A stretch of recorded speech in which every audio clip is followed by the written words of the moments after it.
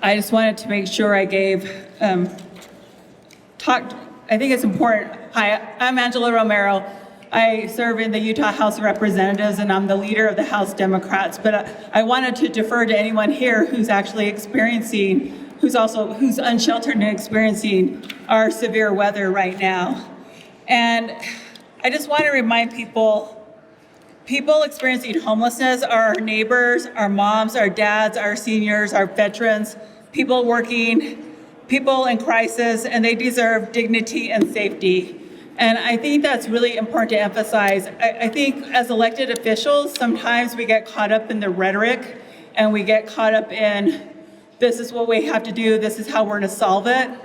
But that's not what's going to solve this crisis that we have right now. We have to look at the economy, we have to look at affordability, but we also have to look at who's on the ground and who's making the decisions on how we're going to fund, how we're going to help people who are unsheltered, how we're going to help people who are feeling distressed, how we're going to help people who are just barely making it from one paycheck to the other paycheck. And so I just want to remind my colleagues, when we think about, as we move forward, we need to think about it from a compassionate lens. We can't criminalize people just because they can't find shelter, but also more importantly, when we're looking at the shelter, and we've had these major conversations about the proposed shelter on the west side of Salt Lake City, which is one of the areas I represent, but it's not in my district.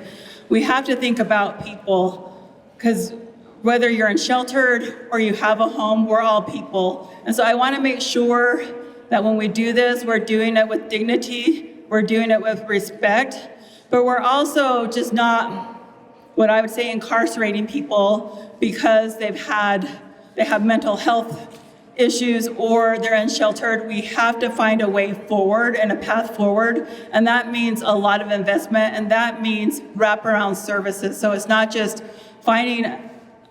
we want to make sure we have those shelter beds for people because people are in crisis now, but we also have to make sure that we're supporting the populations we're saying we're trying to help. So I look forward to this legislative session and having these conversations.